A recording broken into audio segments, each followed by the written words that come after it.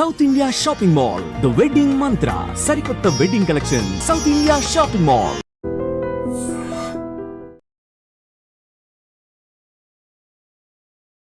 నమస్కారం, welcome to I dream. ధర్మ మార్గం విత్ విజిత కార్యక్రమానికి స్వాగతం.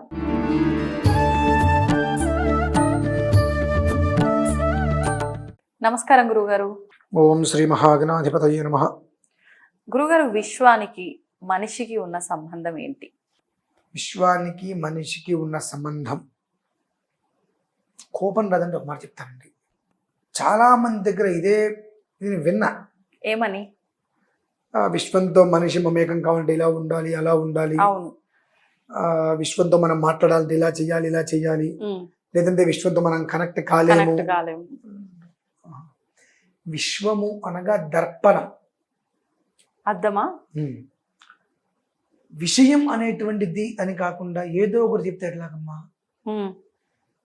విశ్వం అంటే దర్పణం. విశ్వం అంటే నువ్వు, నీలో ఉన్నటువంటి భగవంతుడు.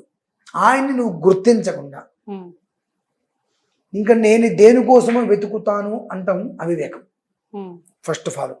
సెకండ్, పృథివ్యాపస్తేజో వాయురాకాశాత్ అంటే పంచభూతాలు. పంచభూతాలు ఎప్పుడు కూడా మమేకమయ్యే ఉంటాయి మనతో పాటు. అంటే విశ్వం అంటే అదే కదా మళ్ళీ. అవునండి. మరి విశ్వంతో మనం మమేకం కాలేదు అనుకుంటే శ్వాస ఎలా పిలుస్తున్నాం తెలుసుకోవాలి కదమ్మా. నేను అన్నాను కదా, ఎవరిని నేను కించపరచట్లా.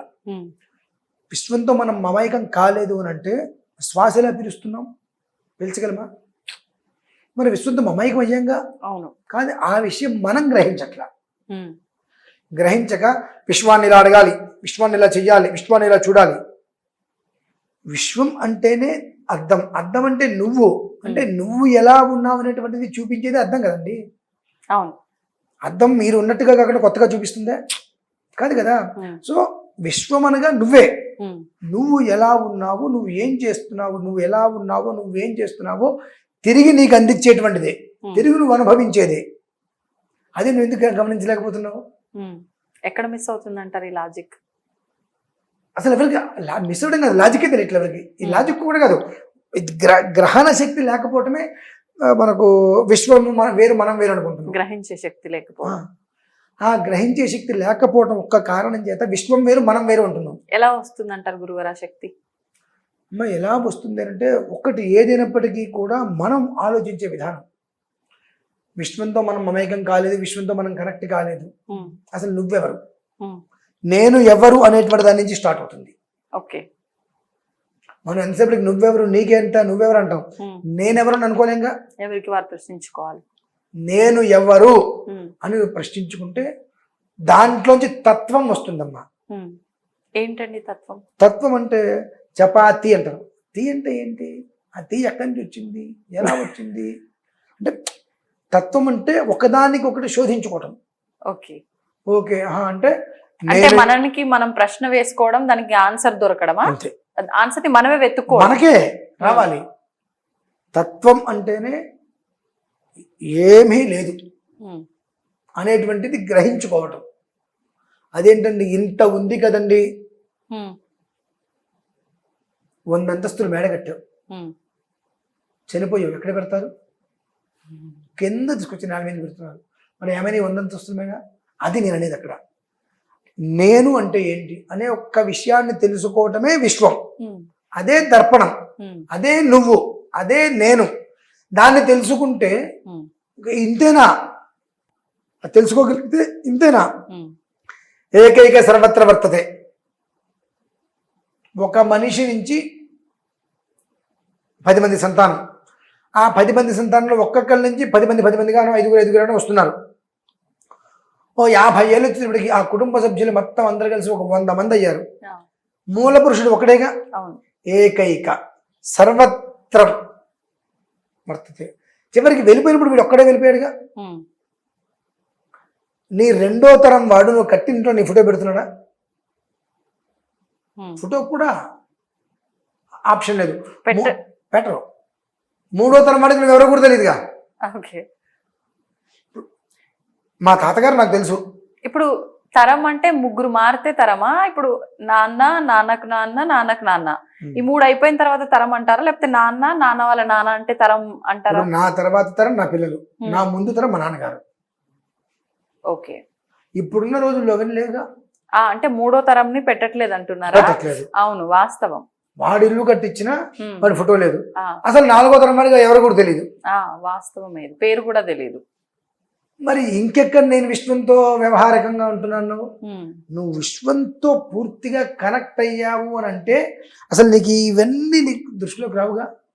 నువ్వు కనెక్ట్ అవ్వకపోవటమే ఎన్ని బంధాల గురించి ఆలోచిస్తున్నావు. ఆ కనెక్ట్ అవ్వటం అనేటువంటిది అయ్యాను అన్న విషయం నీకు తెలిస్తే, ఫ్లగ్లో అదే కరెంటు ఫ్లగ్ బాక్స్ ఉంటుంది, అందులో ఫ్లగ్ పెట్టండి, స్విచ్ చేయండి. అక్కడ నీకు కరెంటు వచ్చిన తర్వాత ఎలా తెలుస్తుంది? లైట్ వెలిగితే. లైట్ వెలగకపోతే ఎక్కడో తేడా వచ్చింది, మైండ్లో వచ్చిందా లేదా కరెంటు పోయిందో అయ్యో. సో ఒక లైట్ వెలిగింది అంటే కనెక్ట్ అయింది. సో నువ్వు ఇవాళకి కూడా విశ్వంతో కనెక్ట్ అవ్వండి కనెక్ట్ అవ్వండి కనెక్ట్ అవ్వండి అని ఉంటే ఇప్పటివరకు జరిగింది ఏంటి?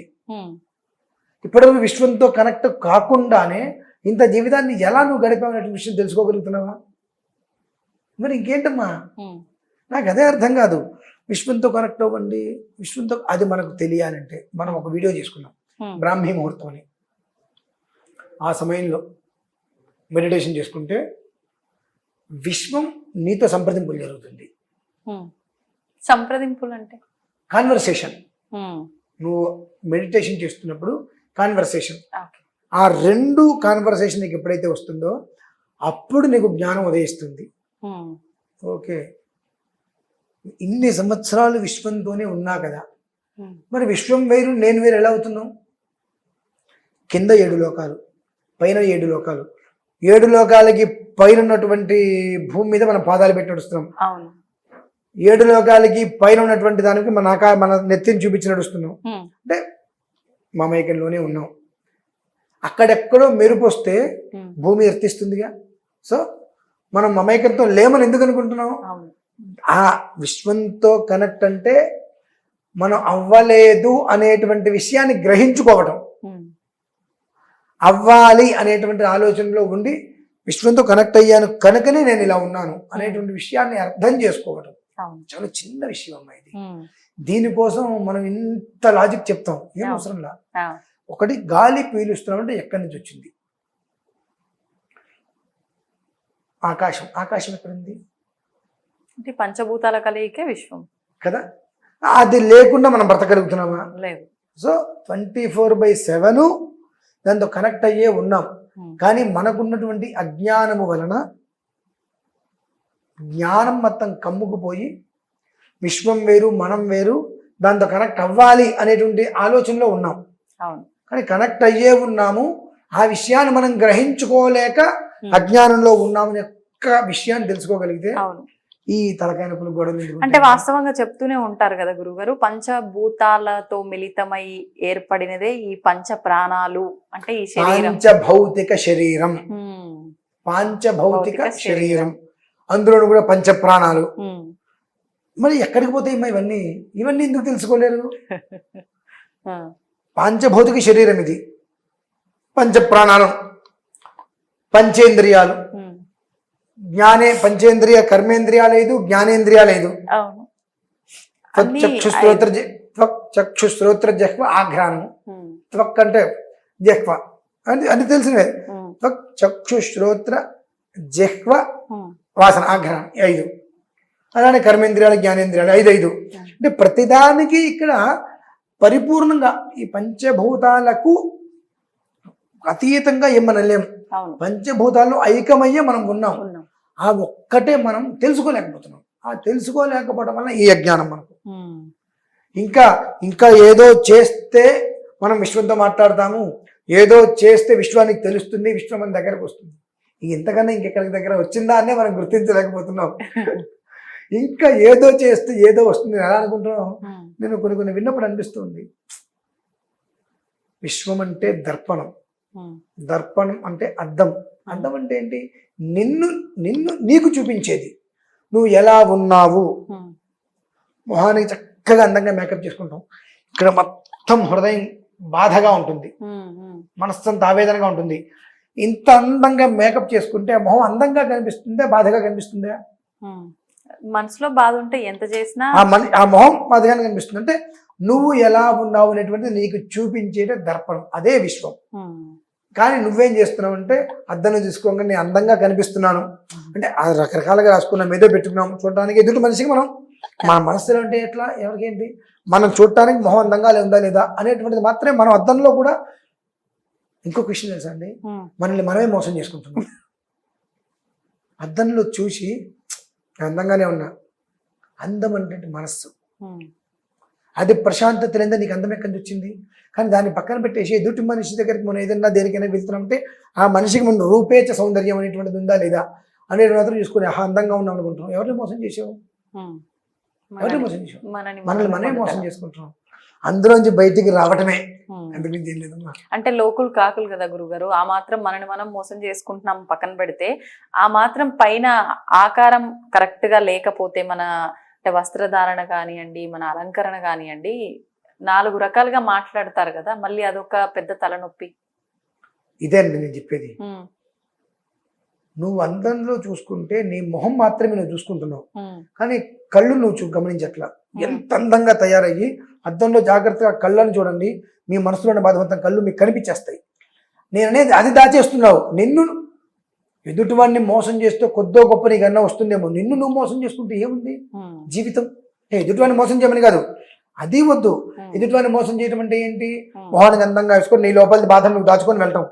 కానీ నువ్వు అన్ని అందాన్ని చూసుకోగా నాకేం బాధ లేదు నువ్వు ఫీల్ అయ్యి అక్కడికి లేదన్న విషయం వస్తే కళ్ళమ్మ నీళ్ళు వచ్చేస్తున్నాయిగా. నీ అందం అనుకున్నది అందమంతా ఏమైంది ఇంకా? సో లోపల ఉండేటువంటిది అందం, దాన్ని చూసుకోవడానికి దర్పణం. దర్పణం అనేటువంటిది దర్పం కూడా ఉంటుంది. మనస్సులో బాధ అనేటువంటిది నీకు దర్పం రాదు. ఆ బాధను తొక్కేయాలి, లేదంటే వదిలేయాలి. దాన్ని నువ్వు మోస్తున్నంత వరకు అది నిన్ను బాధ పెడుతూనే ఉంటుంది. దాన్ని నువ్వు పక్కన పడేస్తే అసలు నీ దగ్గరికి రాదు. అది కదా దర్పణం అంతే. అవి తెలుసుకోవాలమ్మా. అది తెలుసుకుంటే మనిషి చాలా హాయిగా ఉంటాడు ఇప్పుడు. అంటే అందరూ తెలుసుకోవాల్సింది మనం ఆల్రెడీ విశ్వంతో కనెక్ట్ అయ్యే ఉన్నాము, దాన్ని గ్రహించి ఎరుకతో ఉంటే చాలు. అంతే. ధన్యవాదాలండి. తవ్వండి, తవ్వుతూనే శివలింగం సరే దాన్ని అట్లా కప్పేసేయండి, చూపించదండి. Krishna is there. మూర్తి పూజ కాదు, సాక్షాత్ బ్రజేంద్ర నందన భగవాన్ ఉన్నారు మూర్తిలో.